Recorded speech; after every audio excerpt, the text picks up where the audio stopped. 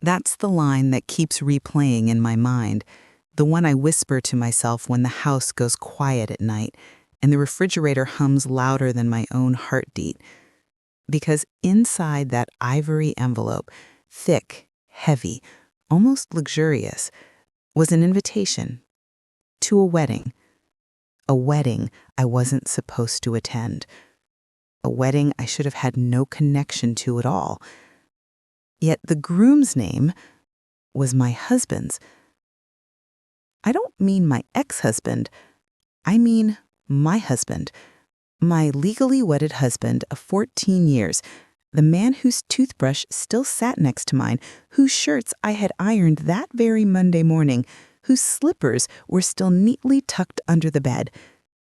And now here he was, inviting me, his wife, to his new wedding like I was some distant relative or a coworker he felt obligated to include out of politeness.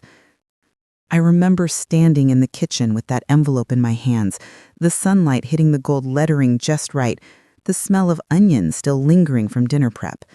The room felt too warm, the air thick. My fingers trembled, and the edge of the paper sliced my skin just enough to sting. "That's fitting," I whispered.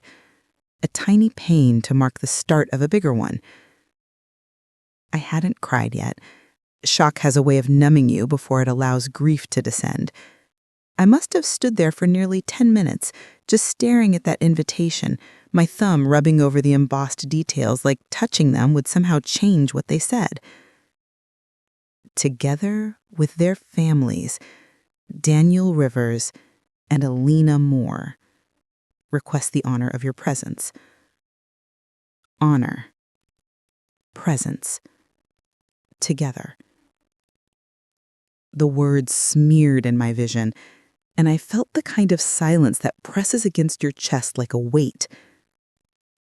But the truth is, that wasn't when the story began. It didn't begin with the envelope. No. It began much earlier, in quieter moments, the kind you brush aside because you want to believe you are safe in your own marriage. Normal life. Set up.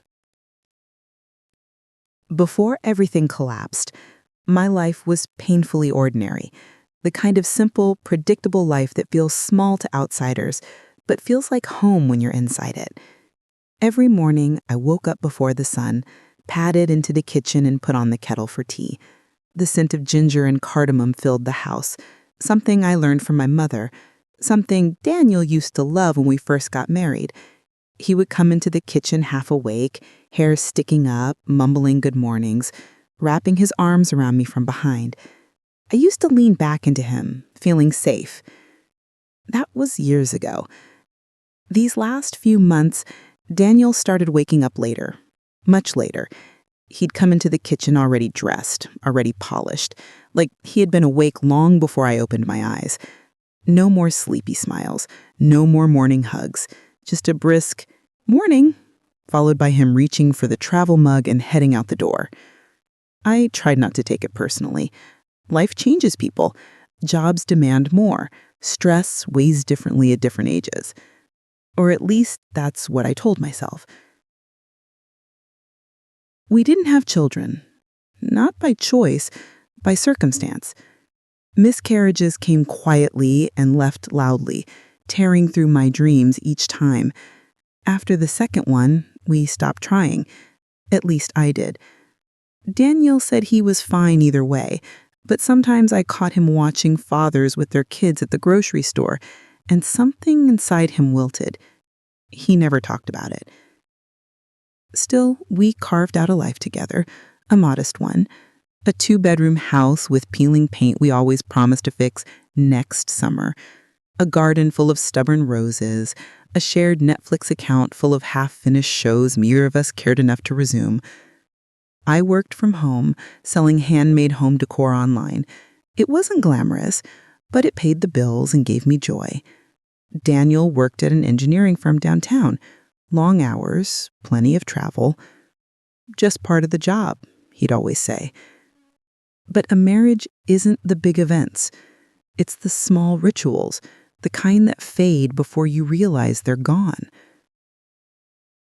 I noticed the first shift one evening while chopping green peppers for dinner. Daniel walked in with a scent on him I didn't recognize. Expensive perfume, floral but sharp, something a woman who wants to be noticed would wear. "Did a coworker hug you?" I asked playfully. He froze for just a second, just long enough. Then he laughed, shrugged it off. "Probably just passed by someone wearing too much. You know how it is." And I nodded, because I did know how it was. At least I thought I did. You trust the person you love. You trust the person you vowed your life to. And maybe that's the thing that hurts the most. Betrayal hides in such ordinary moments. That night at dinner, he barely touched his food. He kept checking his phone, smiling at messages he hid under the cable. I swallowed my questions like bitter soup. By bedtime, he claimed fatigue and turned away from me before the lights were off. I watched the back of his body rise and fall, slow, steady, like nothing was wrong. But something was wrong. Deeply wrong. I could feel it in the silence between us. Things kept shifting. Small things. His shirt smelled like hotel air fresheners even when he claimed he hadn't traveled. He started humming unfamiliar songs popular with younger women at his firm. And there were nights he didn't come home at all. Team project. Had to stay late, he'd mumble. Each time, the distance between us grew like a crack in the pavement, one that starts tiny but eventually splits everything apart. But even then, I never imagined the truth wrapped in ivory paper and sealed with gold wax. The truth I held in my trembling hands that afternoon in the kitchen. I placed the envelope on the counter, careful not to bend it, like it was a bomb that might go off. My heart was thudding, but my mind was strangely still. The kettle whistled behind me, shrill, persistent, but I didn't move. It kept screaming until the water evaporated, and it went quiet again, leaving only the faint sound of my breathing. After what felt like an eternity, I finally whispered to myself, "So this is what betrayal looks like." And that was the first moment. The moment the ground shifted under my feet, when I understood that the life I thought I had already ended long before that envelope ever arrived. I didn't touch the invitation again for the rest of that day. I left it lying there on the counter like a forgotten piece of mail, though every time I walked past it, my eyes gravitated toward it. The gold lettering seemed to glow on its own, taunting me. But shock is strange. It numbs you before it lets you crumble. So I moved through the afternoon mechanically, folding laundry, wiping down surfaces that were already clean, stirring a pot of soup I wasn't hungry for. What surprised me most was the absence of anger. No yelling, no sobbing, no smashing plates. Just silence. Later that evening, when the clock edged toward 8, I heard the front door unlock. Daniel walked in with the same confident stride he always had, humming something light under his breath. "Hey," he called, tossing his keys into the wooden bowl on the entry table. I didn't answer. He walked into the kitchen, loosened his tie, and opened the refrigerator like nothing in our world was out of place. The casualness of it sparked a tiny crack inside my chest. He grabbed a bottle of water, took a long sip, then finally looked at me. "Everything okay?" His tone was neutral, almost bored. I studied him. The faint stubble he missed shaving that morning, the crease between his eyebrows he only got when he was stressed, the way he avoided eye contact when he was lying. I didn't ask about the envelope. Not yet. I'm fine, I said quietly. He nodded, satisfied with my answer. Long day, he sighed. I'm going to shower. I watched his silhouette disappear down the hallway, watched him turn the corner like he hadn't just detonated my life with an invitation sent through the postal service. When the water started running, I picked up the ivory envelope again. Turning it over in my hands, I felt a strange clarity. This wasn't a mistake. This wasn't a prank. Someone, likely they, had intentionally sent it to me. And if it was intentional, then they wanted me there. But why? My stomach tightened. Before I could spiral into assumptions, my phone buzzed. A text from my sister. Still coming to dinner this weekend? I stared at the words. How was I supposed to act normal? How was I supposed to carry a conversation when I was barely holding myself upright? I'll let you know, I replied. Daniel came back into the kitchen minutes later, towel around his waist, face freshly scrubbed. He moved quickly, avoiding my eyes as he poured himself a bowl of soup. Did you eat? No. You should. The words were flat, obligatory, like a line he'd rehearsed. I studied him quietly. My husband, who had neglected me emotionally for months, who slept facing the opposite side of the bed, who spent more time on his phone than speaking to me. My husband, who was getting married to another woman in just a few weeks. And yet, here he was, acting as though nothing was wrong, as though he wasn't betraying me in the most humiliating way possible. That night, we slept in the same bed, a fact that sounds ridiculous now. He fell asleep quickly, breath steady and deep.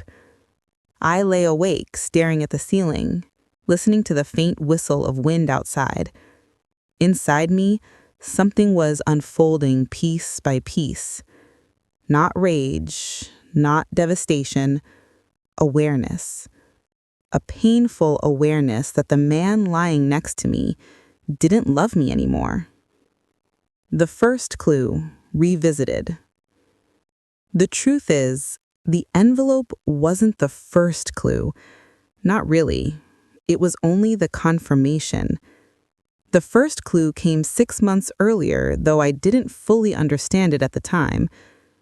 Daniel had started traveling more frequently. 2-day conferences turned to week-long business trips. I believed him. I wanted to believe him. But what stood out wasn't the travel itself. It was the way he behaved when he returned. He used to bring me souvenirs from his trips. A mug with the hotel logo, chocolates from the airport, a keychain in the shape of a landmark. Silly things, but they meant something. Then one day, he came back from a 3-day retreat in Seattle, empty-handed.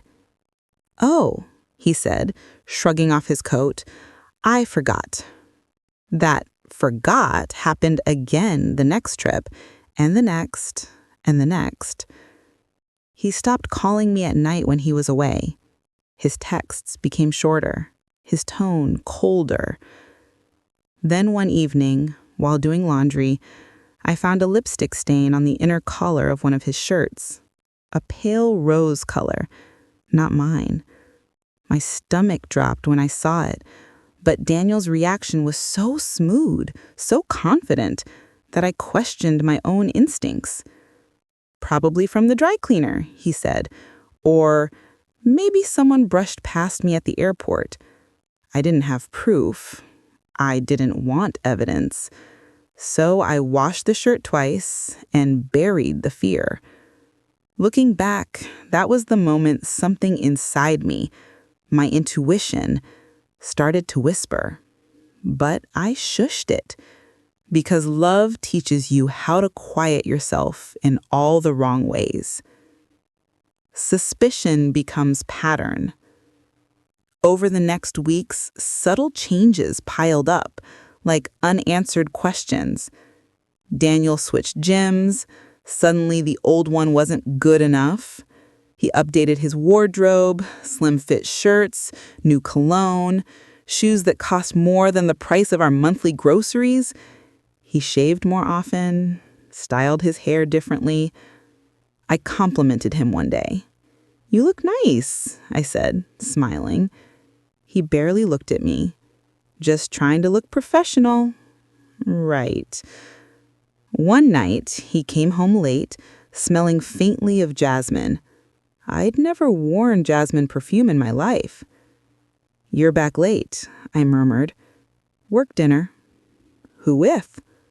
"Clients." I asked for names. He sighed, annoyed. A simple question suddenly felt like an interrogation. Then came the nights he claimed he'd slept at the office, too tired to drive home. But when he walked through the door the next morning, his shirt was unwrinkled, fresh, crisp, like he hadn't slept in it at all. All these pieces were there, scattered across the months. I saw them. I felt them. But I didn't want to connect them. Because the truth, once seen, can't be unseen. And I think deep down, I knew the truth long before an invitation arrived. I knew it in the quiet spaces between us, in the way he pulled away, in the way he protected his phone, in the way he smiled at messages that weren't from me. But knowing and accepting are two different things. The envelope simply forced me to accept what my heart had been warning me about for months. I wasn't losing my husband. I had already lost him. That night, after he fell asleep beside me, I turned to watch his profile.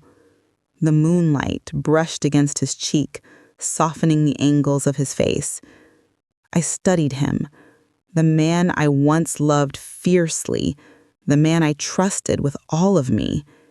And for the first time in months, I didn't recognize him. I didn't recognize the man who invited his own wife to his new wedding. And I knew, absolutely knew, that this story, my story, was only beginning.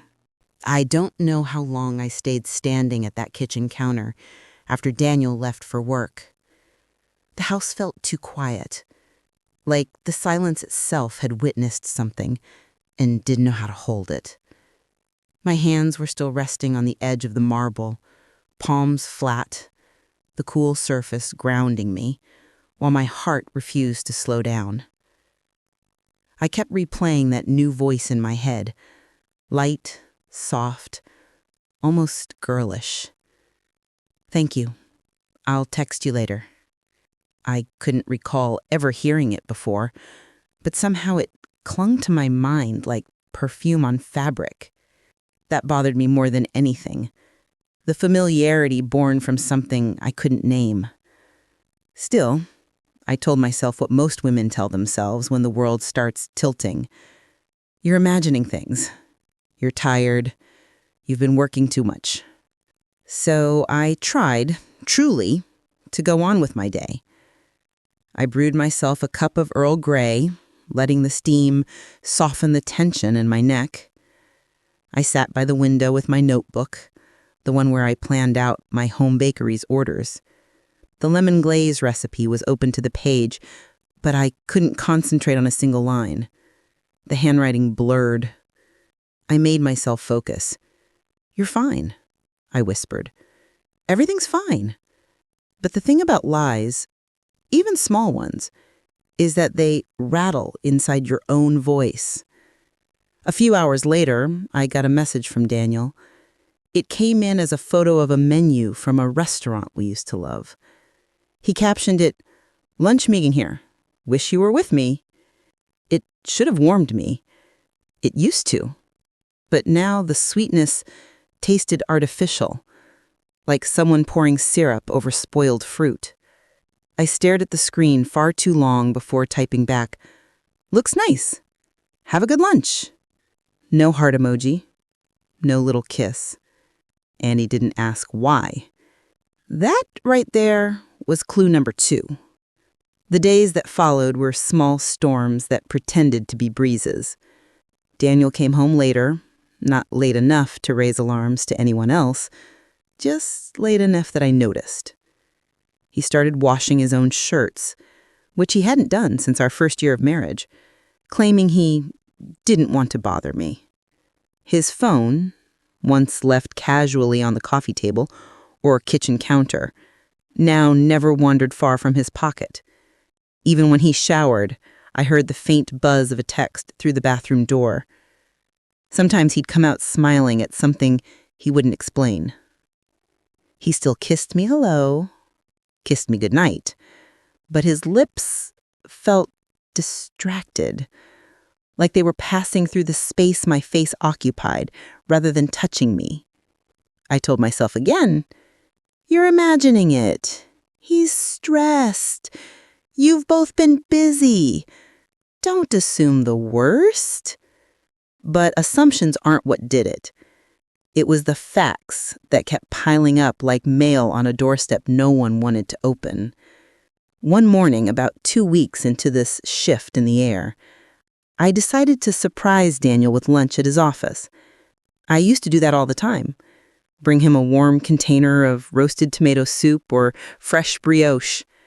He'd grin like a kid and introduce me to whoever was nearby. He'd even brag sometimes. "My wife made this. Look at that bread. Better than anything you can buy." But that morning, something inside me wanted proof. Not just of innocence, of anything that still connected us.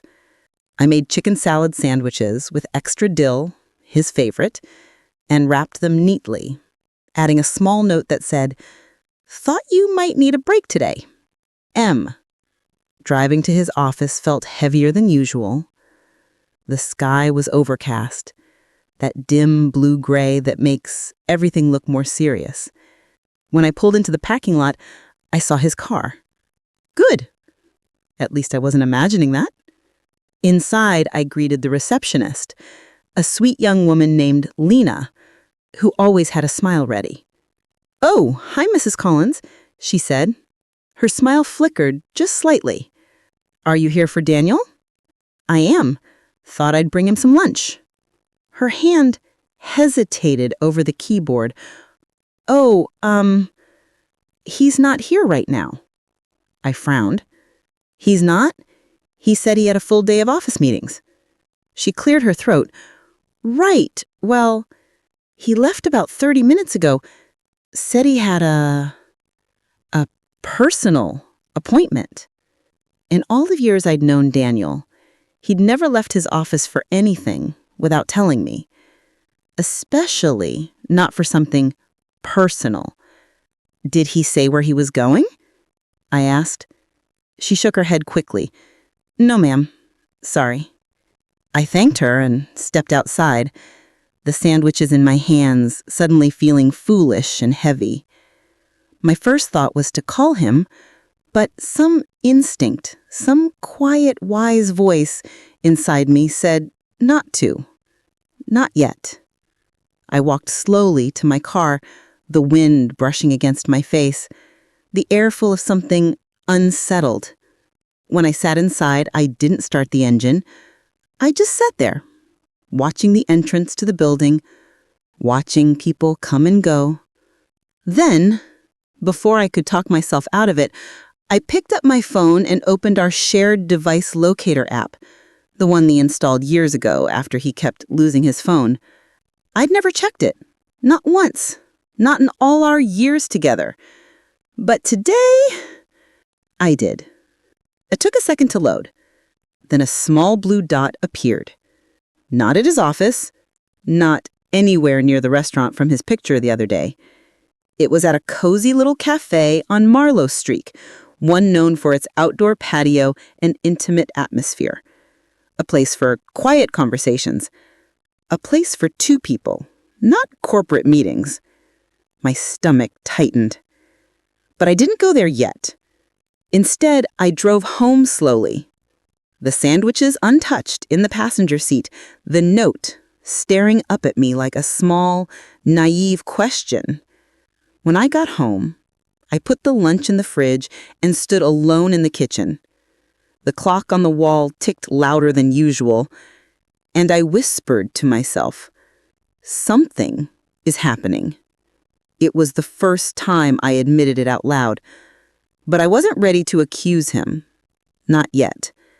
I still believed in giving him a chance to tell me the truth, or at least enough space to lie so clearly that even I couldn't pretend anymore. 3 days later, I got the real break in the pattern. It happened in the simplest way, the sort of ordinary accident that reveals everything. Daniel left the house in a rush on Friday morning, kissed my cheek, grabbed his keys, forgot his lunch, and most importantly, forgot his smartwatch on the nightstand. Normally, that wouldn't have meant anything, but this watch, his new model, showed message previews even when locked. And at 9:42 a.m., while I was dusting the dresser, the screen lit up. A single line, a name, and the message that would change everything. "I can't wait to see you tonight. H." A woman's name starting with H. But who? My mind raced through every woman we knew. Helen from the neighborhood? Holly from his team? Helena, the one who worked at the gallery? None of them fit the voice I heard on the phone. I stared at the message until it went dark again. Then another thought crept in. A quiet, creeping thought I didn't want to acknowledge. He wasn't just cheating. He was planning something. Something big. Something that involved tonight.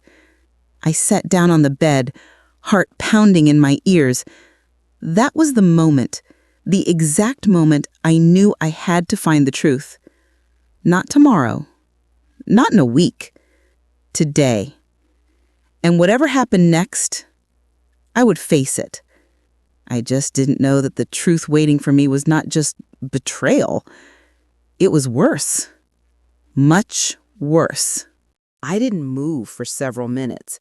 The house felt too still, like even the walls were careful not to disturb what I just seen. That one line on Daniel's smartwatch seemed to echo in the air. "I can't wait to see you tonight. H." It amazed me in that moment how quiet betrayal could be, how it didn't always come crashing in like thunder, but instead whispered its arrival on a small flicker of a watch screen. I finally stood, tucking the watch carefully back onto the nightstand. If Daniel realized I'd seen it, he could change everything. His habits, his passwords, his patterns. I needed him unaware. I needed the truth to walk right to me. For the rest of the morning, I moved through the house as if carrying glass in my hands. I folded laundry. I answered emails. I kneaded dough for a client order, pushing my palms into that soft, sticky mixture until my arms trembled. The repetitive motion steadied me, but it didn't quiet the question that stayed lodged in my chest. Who is H? Every now and then, I'd replay the way he'd been lately, smiling at nothing, showering with his phone inside the bathroom, buying new shirts and cologne without telling me. It all formed a pattern I didn't want to recognize, like a mosaic of shards. At 3:12 p.m., I made my decision. I wiped the flour from my hands, untied my apron, and walked into our bedroom. His laptop sat on the desk, locked, but the device locator app was still open on my phone. That was enough. I checked his location again. This time, he wasn't at the office.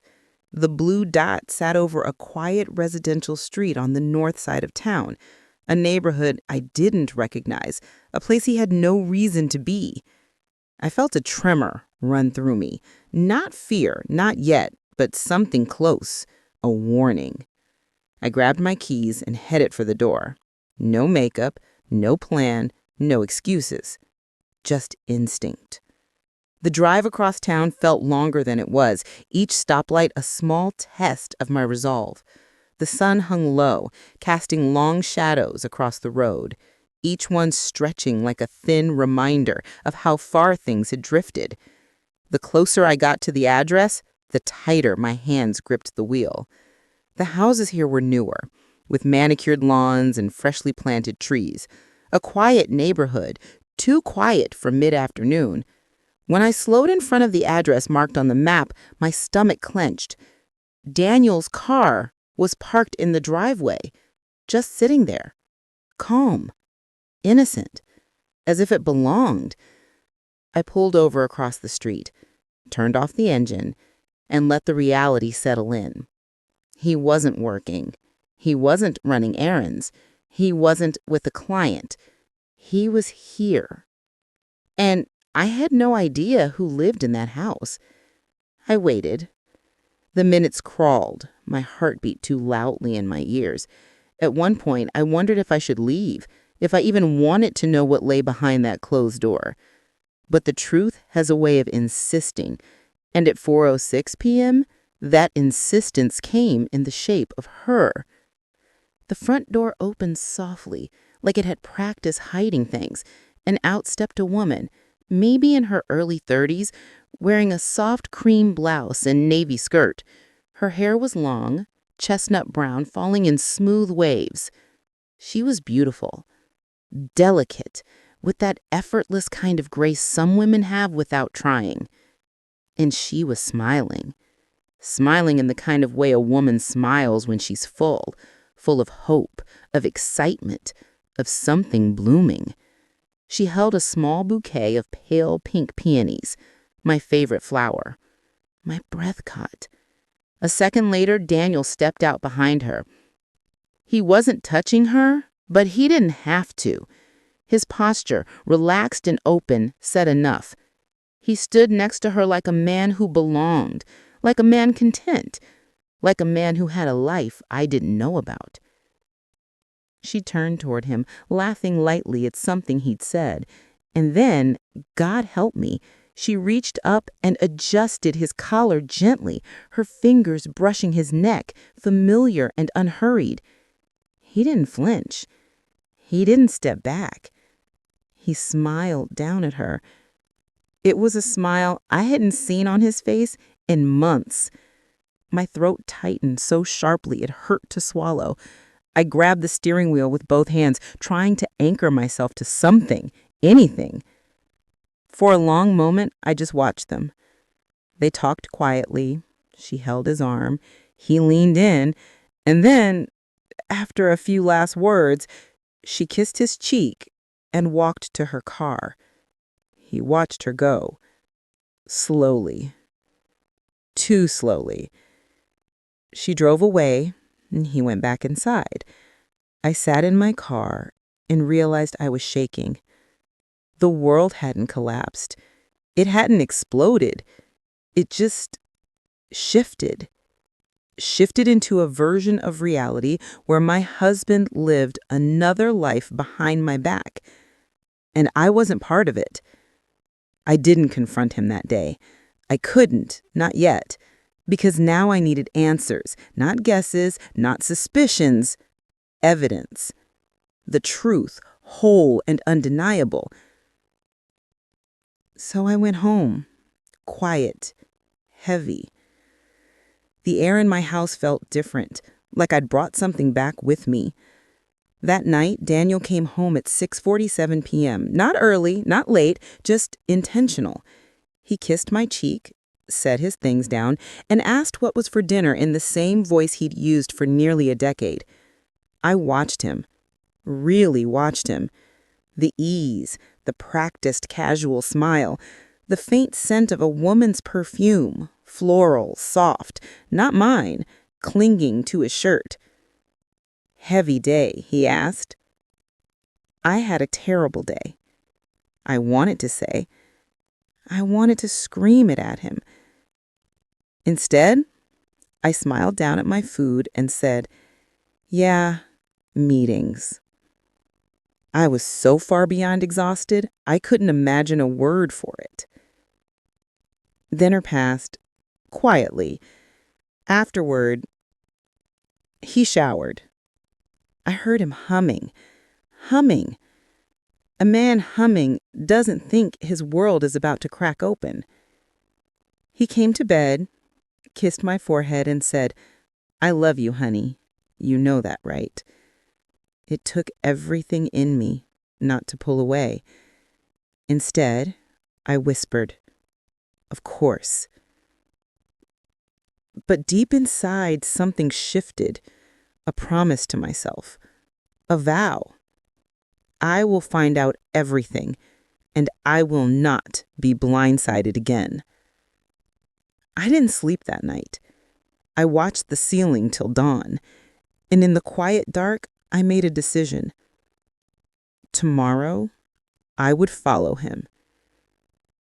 Wherever he went, whoever he met, whatever he was hiding, I would finally see it all. The next morning arrived wrapped in a gray, sleepy haze, not the soft, comforting kind, more like a blanket soaked in cold water, heavy and hard to push off. I got out of bed, quietly, moving like someone older than myself, each step measured. Daniel was still sleeping. His breathing was even, unbothered, peaceful in a way I couldn't understand anymore. I stood there for a moment, just watching him. The face I'd memorized over nearly 10 years looked almost unfamiliar now, not because it had changed, but because I was seeing it without the blindfold of trust.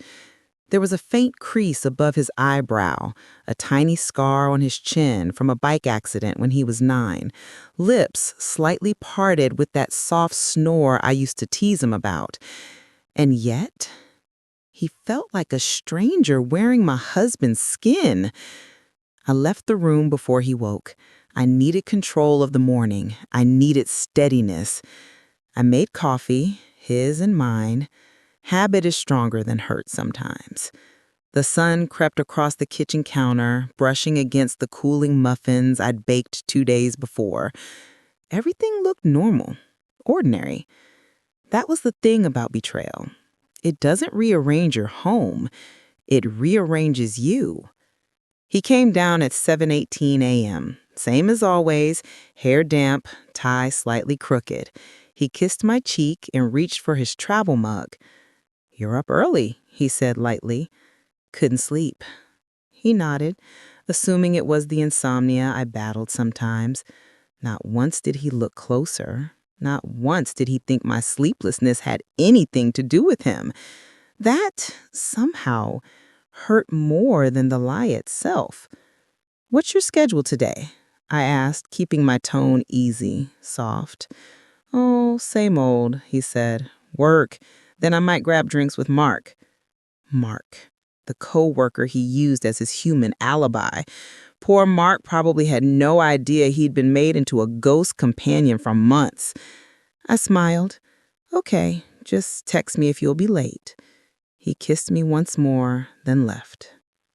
I stood by the window and watched him walk to his car, shoulders relaxed, completely unaware that today I was walking right behind the truth.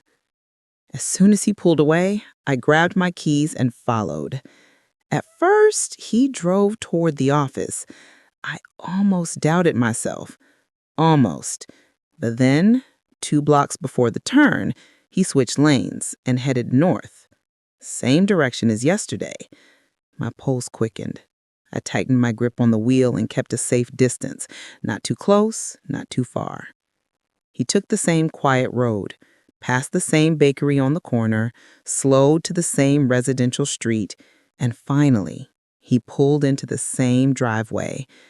The house. Her house.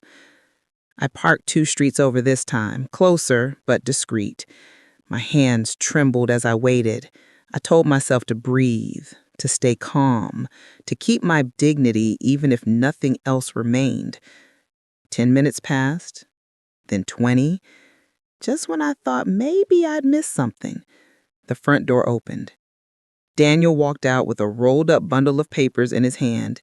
He was laughing, actually laughing, head tilted back, carefree, in a way I hadn't seen from him in months. And behind him came her. But this time, she wasn't just stepping out. She was locking the door, handbag on her shoulder, like she was preparing to leave with him. She stood beside him, close, too close, and they exchanged a look that made my stomach twist. Not lust, not infatuation, comfort, the kind that grows slowly, secretly. She said something I couldn't hear, but I saw the way his eyes softened. Then she reached for his hand. And this time, he didn't hide it. Their fingers intertwined. They walked to his car together. I felt a flash of heat behind my eyes. Not tears, anger, the kind that burns sharp and immediate. I leaned back in my seat and let the reality land fully, without cushioning it. My husband was in a relationship with another woman, and he wasn't even trying to hide that from her. Fine. If they wanted to hold hands in daylight, I needed to see it. Needed it seared into my memory so I wouldn't soften later. He opened the passenger door for her, gentle, thoughtful. She smiled and stepped inside. He got in the driver's seat. They pulled away. I followed. They didn't go to a hotel. They didn't go somewhere dark or hidden. They went to a wedding venue. A new one on the east side of town, still under construction. Big glass panels, wooden beams, wide open lawn. The kind of place couples booked for engagements and planning meetings. I parked far enough away that no one would notice. Daniel and the woman walked inside together. My chest tightened. Slowly, like honey dripping from a spoon, a terrible thought slid into my mind. Was he planning a future with her? I stepped out of my car. My legs felt unsteady, but fury gave them purpose. I moved closer to the building, staying behind parked cars and half-built pillars. At one of the tall windows, I could see them. They stood across from a wedding coordinator, a woman with a clipboard and a professional smile. The coordinator held up a color palette. The other woman, H, smiled wide and pointed to one of the swatches. Daniel smiled back. A bolt of cold ran through my veins. They weren't planning a secret date. They weren't planning a getaway. They were planning a wedding. A wedding!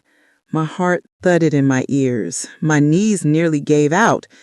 Then the coordinator said something. I couldn't hear the words, but I saw the reaction. H placed her hand gently on Daniel's chest and said something with her lips curved into a playful smile.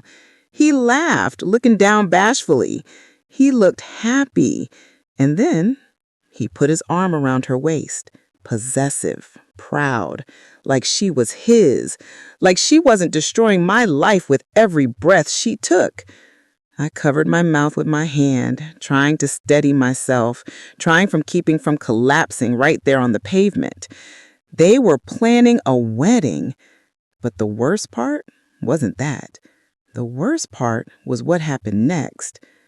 The coordinator handed Daniel a white envelope, likely paperwork or booking information.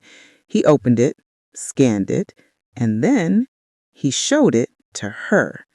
And she nodded enthusiastically. Then Daniel slid the envelope into his jacket pocket. The same jacket he wore to dinner with me the night before. That was when the truth hit me fully. My husband wasn't just cheating. He was preparing to marry her while still married to me. I staggered back a step. Cold air filled my lungs like ice water.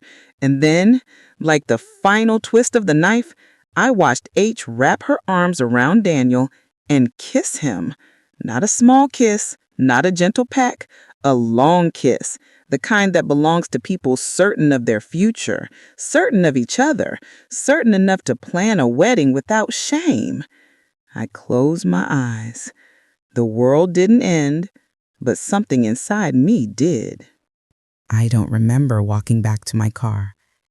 I don't remember putting the key into the ignition or the way my hands shook so badly I had to grip the steering wheel twice before I could steady myself. I just remember sitting there, staring through the windshield as their silhouettes moved inside that bright, beautiful venue.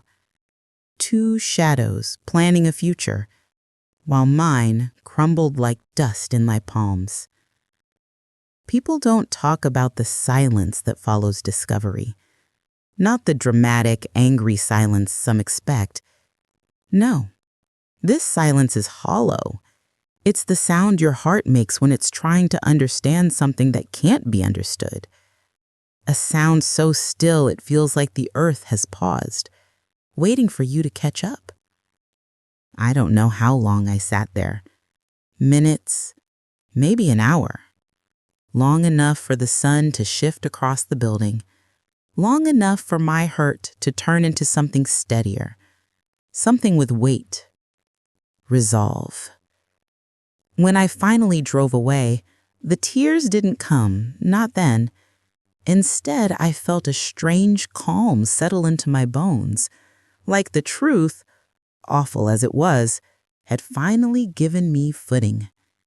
He wasn't mine anymore, and I wasn't his fool.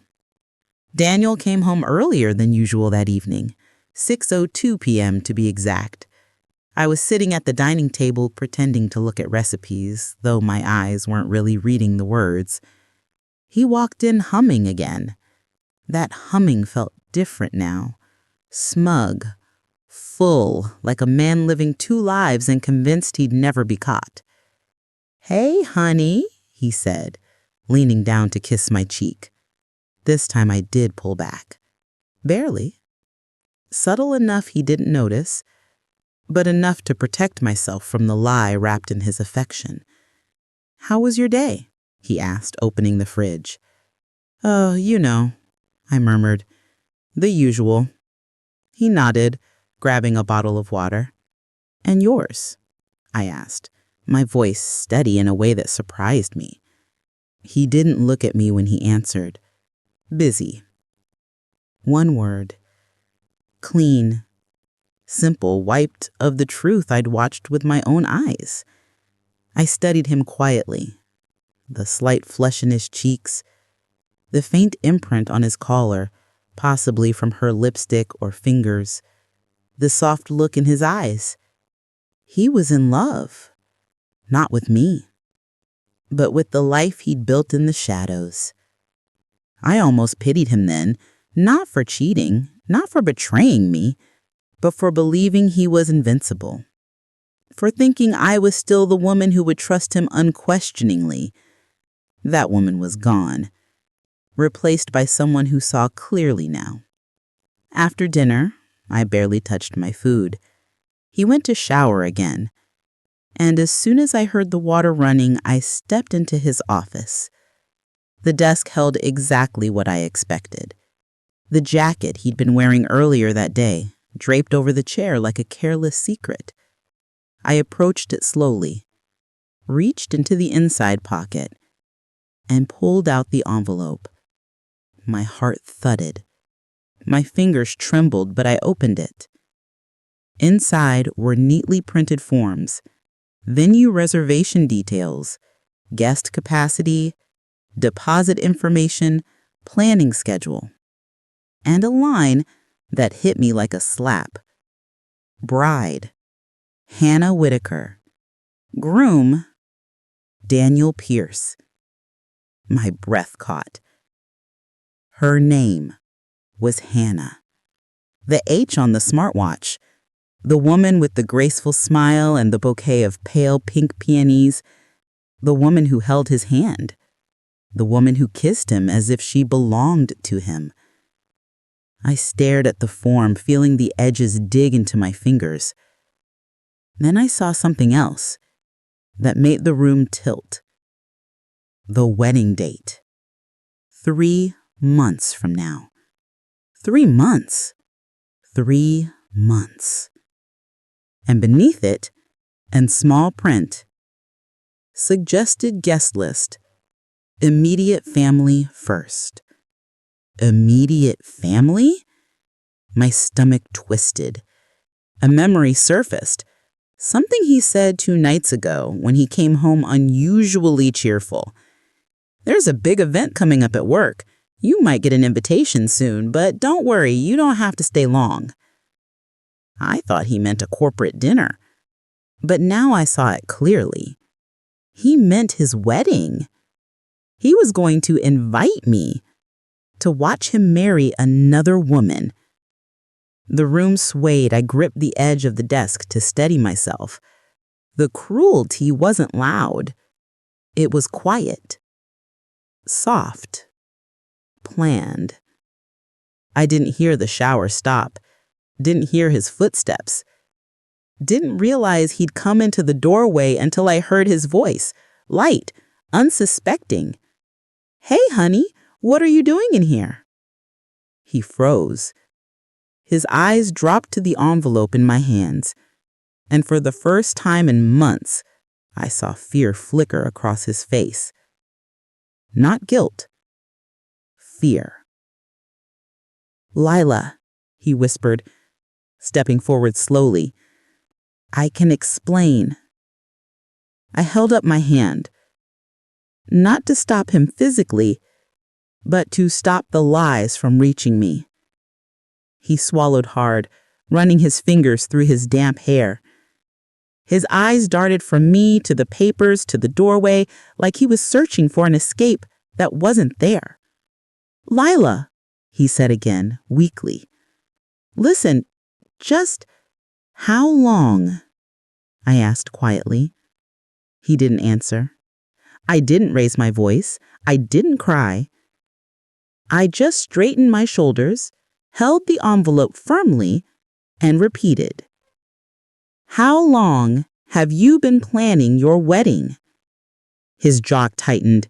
His eyes dropped. His silence was more cutting than any confession. I felt something inside me harden. This was a man I could no longer love. Not because he loved someone else, but because he had stopped loving the truth. I stepped closer, holding his gaze until he was forced to look at me.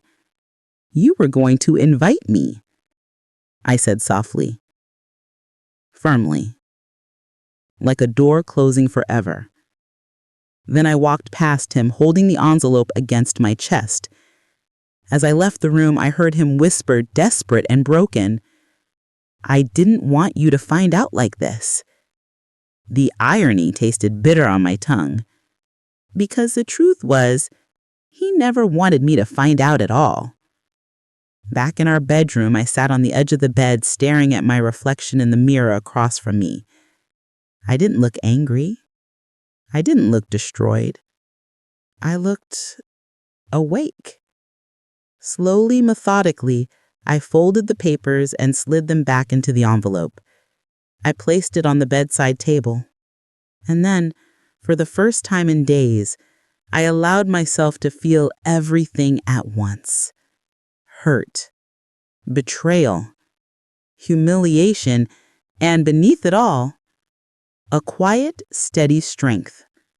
He thought he was writing the ending of our story. But he had no idea. I was just beginning mine.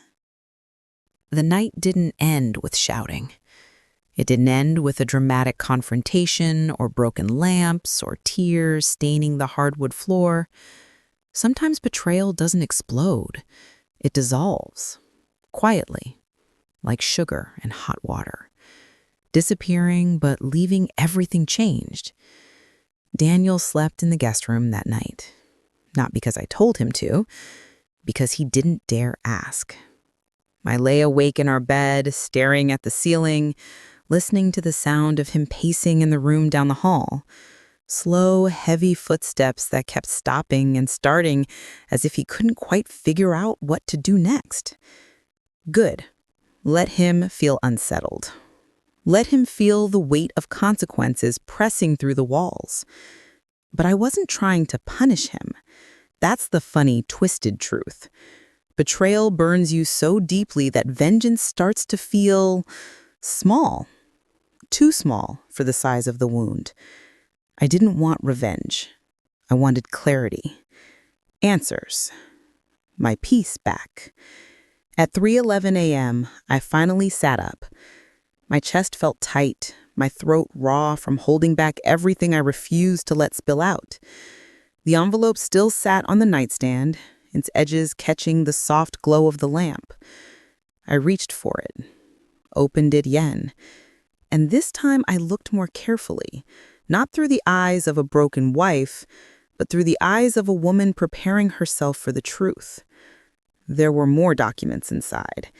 A payment schedule, a list of vendors, florist, photographer, catering, a honeymoon brochure tucked between the pages, a sleek, glossy pamphlet featuring turquoise water and white sand.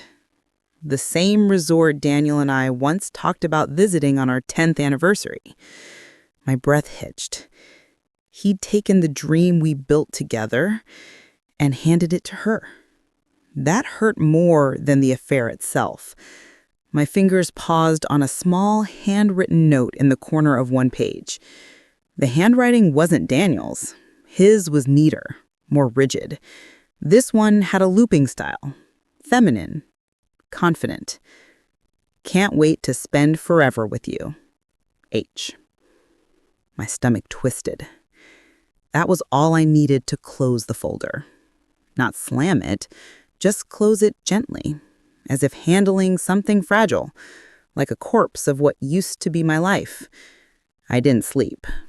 I took a shower, dressed quietly, packed a bag with a week's worth of clothes, and made myself a cup of tea I didn't drink. At 6:04 a.m., Daniel emerged from the guest room. His eyes were red, his hair was messy.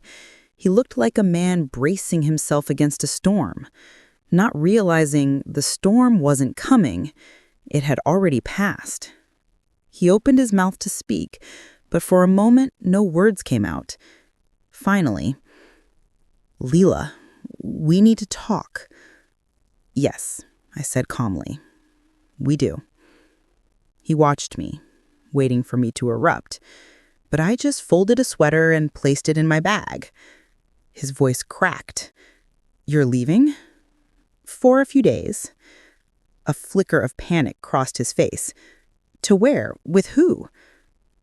"Alone," I said, zipping the bag shut. "I need space. I need time. And I need the truth, the full truth, when I come back." He dropped his gaze to the floor, shoulders slumping. "Leela, I never meant to hurt you." That sentence angered me more than anything else he'd done. "Yes, Daniel, you did. You meant every choice you made. Maybe not the consequences, but the choices, you made them deliberately." He flinched. Good.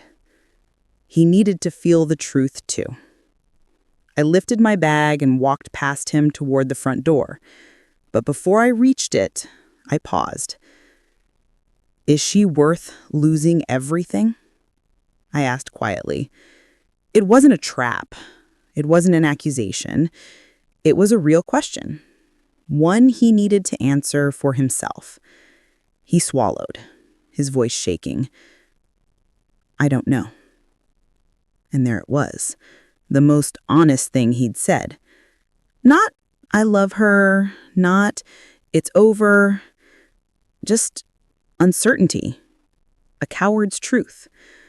I nodded once. Then we're both standing in the same place, with a future neither of us recognizes.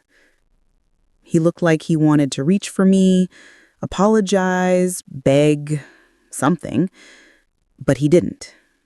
Maybe he finally understood that apologies don't rebuild shattered trust. They're just noise that comes after the damage is already done. I opened the door. Cool morning air rushed in, crisp and sharp against my skin. "Leela," he whispered. I didn't turn around. I simply said, "When I come back, I want the truth. All of it. No omissions, no lies. If you can't give me that, then this is already over." And with that, I stepped outside, closed the door behind me, and walked away from the home we built, not knowing whether I'd ever walk back into it again. I drove without direction at first. Let the road carry me. Let the sunrise paint streaks of gold across the sky like a promise that life still held beauty, even now. Eventually, I ended up at the one place I'd always found peace, my grandmother's old lake house.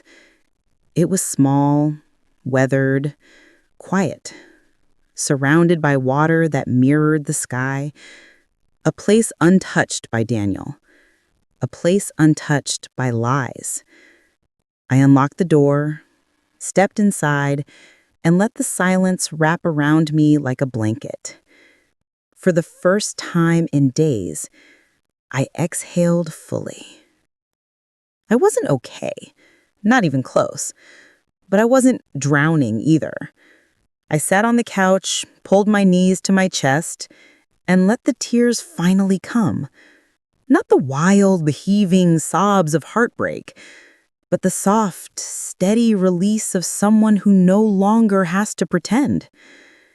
And when the tears stopped, I wiped my cheeks, leaned back, and whispered to the empty room, "It's time to choose myself." Not forever, not as revenge, just long enough to remember who I was before his betrayal rewrote my story. Because if I were ever going to face whatever truth waited at home, I needed to be whole enough to hear it.